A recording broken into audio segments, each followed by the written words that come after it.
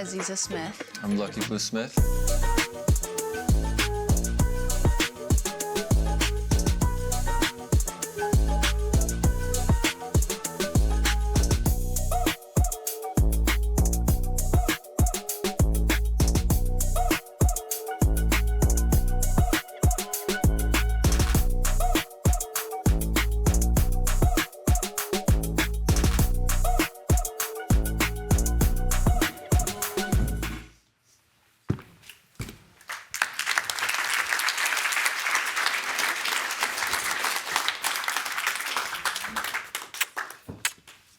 Hi, Lucky. Oh, hello. How are you? I'm good. How are you? Good. I'm Yeah? excited to be here. Hi, guys. Hello. We're so excited to have you. I want to start with you, Lucky. Let's do it. I showed you that picture the other day when we first met. I think you were 16. Yeah, 16. I was so young. We were both so young. We were both so Yeah. young. We both looked like babies. I almost put that picture on screen, but then I thought it would be embarrassing. Yeah, thank you. Thank you. But what was going on with you at the time? Like, how did you end up doing what you did at that time at the age of 15? And how did it, we call this going viral. Like, how did it feel going through all of that at the age of 15, 16? Yeah, it's very interesting. I mean, I definitely I never wanted to be a model or be in the spotlight at all, to be honest with you. To make a long story short, my family, my oldest sister got scouted by an agency, and the other agent, I think I was like 10 at the time, I was with them when she got scouted, and he turned to me and said, he was like, "I want to see you when you're older." And I honestly thought that was so bizarre. And At the age of 10, I was just like, what is this guy talking about? Why does he want to see me when I'm older? And I just moved on with my life. And then when I was 12, my sister, we went to the agency in LA and all got signed. And I was kind of thrown into it. And I didn't really understand what was going on, to be honest with you. And then when I got older and turned 16, I was able to do the shows in Europe and kind of have that whole tour. And that's when everything really started to pick up on social media and especially in the fashion world. And it's interesting, when I was going through all of that and all of that was happening, I really didn't recognize the moment or understand what was going on. And it's very interesting to look back now, as I'm 26, looking, over 10 years ago of what was kind of going on. And it was a very interesting time. You don't really, in that moment, especially that young, you don't really realize what is in front of you. It's hard. I mean, you're 16. You're not really worried about fashion and all. Some people are, but I personally wasn't. I was just a kid, so it was interesting. Okay. Nara, your viral moment has happened more recently. Yeah. But before that, you grew up in Germany. Yeah. Tell us how you kind of took a first step into this space. I think I kind of slipped into it. I don't even know. There was never a conscious effort of being what I am now. I grew up with social media. I'm only 23. So when I was 14, I think Instagram came out, or at least it was a really new thing. So I got on there, posted a little picture of my ice cream scoops with a really bad filter on it and called it a day. And that kind of evolved into me posting more fashion content. And kind of as the landscape evolved, I kind of evolved with it. And then TikTok came out, and I did not want to be dancing on the internet, and I refused to download it. But then after a while, it kind of changed, and I kind of dabbled in it. And then I just shared parts of my life, and cooking is a massive part of my life because I grew up in Germany, moved to America 5 years ago, and food obviously is so different in America than it was for me growing up. And that kind of evolved into more from scratch cooking after I got diagnosed with an autoimmune disease and struggled with severe eczema. I kind of had to change the way I look at food, and that kind of came out in my content. Yeah, so for those of you who haven't or aren't familiar, I'm just going to show you. Could we put up that? Yeah, exactly. So this is what Nara has become famous for. And if you look at 48.9 million people watched that one video that was just scrolling there. But before all of this happened, Yeah. you guys met, Yes, we Yeah. did. right? And it was kind of the force of two viral sensations coming together that has led to this explosion over the last year. Like, Yeah. how did you meet? Well, It's kind of embarrassing.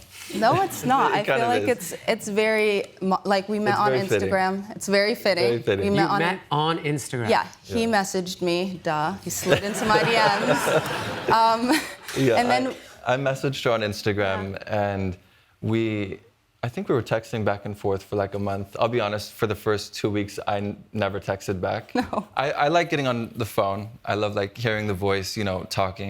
Texting is just, I can't be bothered. Yeah. And then one day we got on the phone after, I don't know, a couple of weeks of barely texting back and forth, and we were on the phone for 7 hours straight? And then just- after that, every single day for at least 4 hours, Yeah. we slept on the phone. We just were on the phone 24/7. And then 2 weeks after that, I told him that I might be like slower to respond because I'm going to Milan. I was walking a fashion show, and he coincidentally was attending that same show. So that was the first time we actually got to meet in person working. So it was great. And then after that, Well, what everything happened really at that quick. first meeting in person? I don't think you want to know. I really don't think you want to know. I think we were both just so nervous. Yeah. And it was just so fun. So you knew right away? Yeah, he asked me to be his girlfriend the first day. Yeah, the we first met day. Each other in person. When I see what I want, I go and get it. I think for me, it was that first phone call. I've never been able to connect with someone on, that level for that long. With every minute felt like it was the first minute we were on the phone, and so for me, it was that. And then when we met in person, it just kind of solidified everything, and we just worked really well. And I felt like she was one of the first people I felt like I could truly be myself in front of. I think when you go through, a big viral moment and you're all over social media and everything, you can kind of become, in a way, self-conscious, and you have to really worry about what you're doing in front of people. And for me, that was the case. And I just kind of built this severe social anxiety throughout the whole thing. But meeting her, it felt like I could be my true self for the first time in a while in front of someone. So Sweet. yeah, How did it feel for you, Nara? Yeah, please. Wait, what, Please meeting tell us. him? Please tell us Yeah. all about it. I think it's interesting connecting the dots because I didn't really remember, but now looking back, I'm like, oh, I saw that kid on Ellen and had a crush on him when I was 15. And I didn't realize that it was the same guy I was talking to until it kind of clicked a little bit later. But I think, obviously, he had a massive digital footprint. He had the Ellen show he was on. He was on numerous covers. He was doing all these interviews. He was playing at Coachella so sweet. with his sisters. Like, it was a massive moment. And I think connecting that online person and then the person in real life that's so different than what the media kind of portrays was really fun and exciting. And I got to know him on a totally different level, and that was really fun to me. Okay. So, kind of 10 years after Lucky's viral moment, the last year for you must have felt. It was wild, It's yeah. been crazy. It has been, yes. Just, for those of us who haven't gone viral, Yeah. what does that really feel like as a human being, to all of a sudden be exposed all over the place, to be everything to be dissected, everything to be, you said just now that you started doing the make from scratch videos because of your eczema and because you grew up in Germany, but maybe most people didn't really understand that. No, and I think it's interesting because for me personally, it happened so quick. I hit 1 million on TikTok in January this year, and now I'm at almost 11 million. And I think that growth was so rapid. And between that, we also had a baby. It's been Your third baby. my third baby. Yeah, it's been a lot. So I think just realizing that you all of a sudden have so many eyes on you and so many people that watch your content. You don't realize that because I'm just at home cooking for my family, cooking for Lucky, cooking for myself, and posting that, and all of a sudden 60 million people are watching my videos. I have 20,000 comments, people retweeting it going viral on all these platforms, and that comes with so many different opinions and thoughts. And I think that just realizing that was really hard, and then also I think I'm just a girl. I'm just cooking at home, not doing anything massive. But then I go out to the mall and we get stopped every 5 seconds, to where now that is harder. Or going to the grocery store, you get filmed getting food at the airport with your children, and that becomes a viral video of 20 million people watching you get Chick-fil-A for your daughter because you have a layover, and that gets criticized. So I think just realizing just how many people are watching, that was the hardest part. But with that comes so much opportunity, and you get to inspire people. And I have people messaging me and saying that their daughter loves to cook now, or their daughter watches my videos to go to sleep because that's the only thing that calms them down. And there's so many great things that come with that. I get to work with brands that I never thought I would work with. I get to be in spaces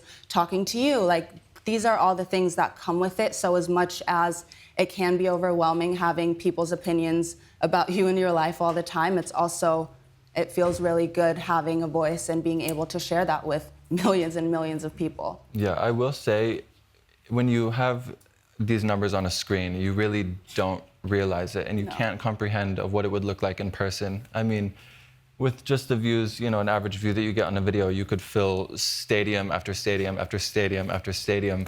And I also will say, you have had a really amazing viral moment over the last year, but it's what you've done with that viral moment and how hard you've worked has been really inspiring to me. And I hope for a lot of people watching it, it's, you don't really get where you are without really working and having a strategic vision of where you want to push yourself forward. So I'm so glad you said that, Lucky, because one of my reflections as I've been seeing some of the comments and reading some of the coverage, it's like, a lot of people don't see what you do as work. No, if you think about, like, just yesterday here, we were talking about the amount of time people spend on their screens. Mm-hmm. Or something like, on the average American spends 12 to 15 hours. That's crazy. On screens.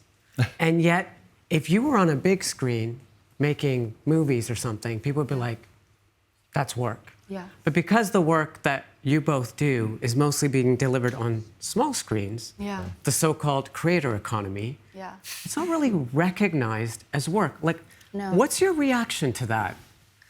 I think it's such a new landscape, and I think it's really hard to navigate because it's so new, and I think a lot of people don't really understand how much time goes into a video, because what you're seeing on the screen is 1 minute and 30 seconds, but I'm in my kitchen 7 hours a day cooking, and then putting my kids to bed, and then editing for another 2 hours. And that's every single day. I don't take days off. Sometimes I'll take a Sunday off if I'm feeling risky.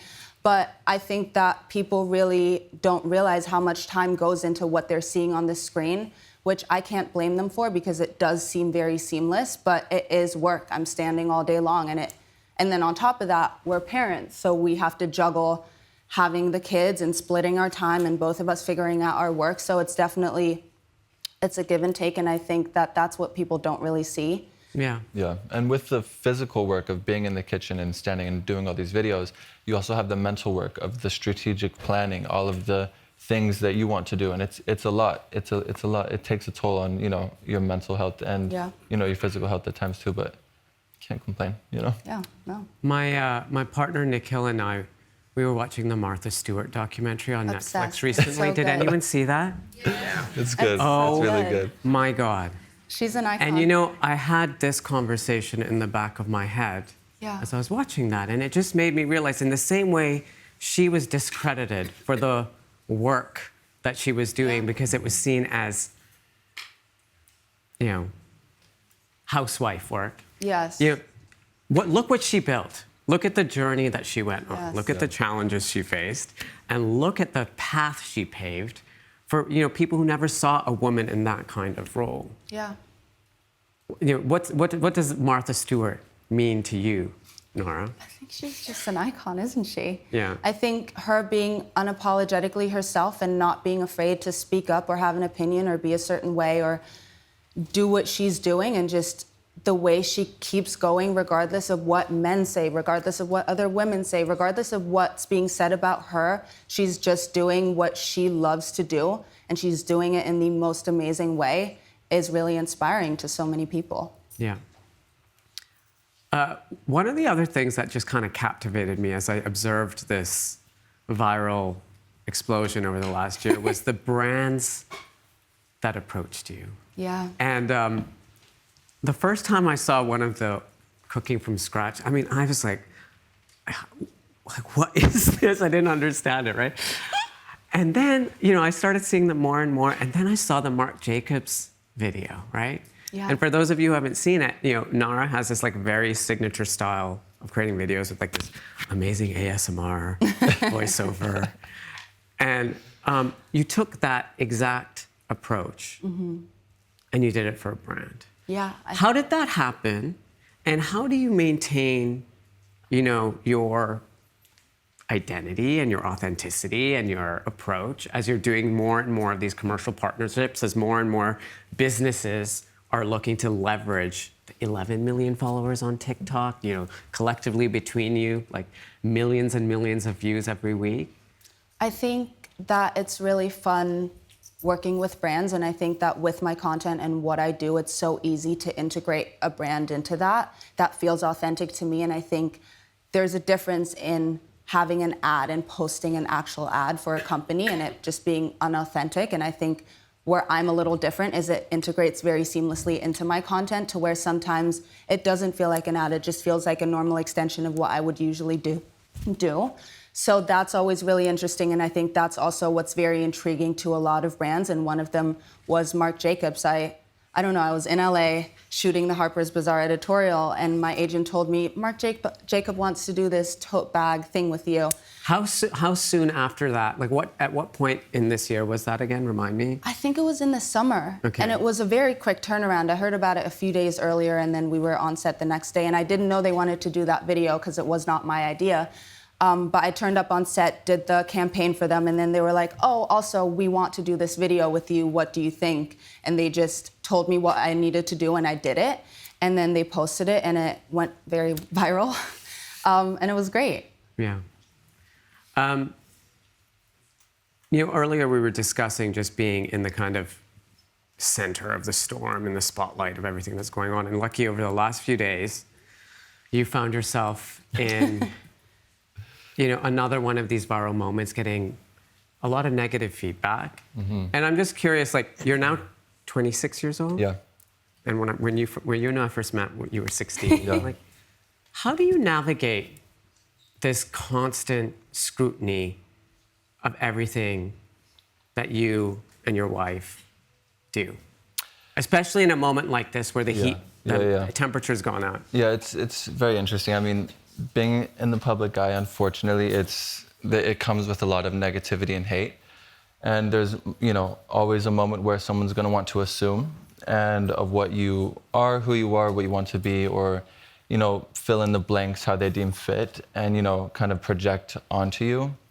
And I think the best thing to do, well, first of all, we have to realize it's the internet. You can't believe and everything you hear and see. It's the internet. And I think, I don't know, you just have to try to focus on the positive and move forward. And I think that's the best and all you can do. I think if you always focus in and hone in on the negativity, you're not going to wake up feeling inspired. It's going to feel, I don't know, you're going to lose that spark. And so you just have to kind of ignore the negativity. And I think having a really big moment when I was 16 and now kind of going through that again with my wife, I can really look at it from a different perspective. And I've learned a lot throughout all these years of just, focusing on the positive, moving forward, knowing who you are and staying true to that. That's really all you can do.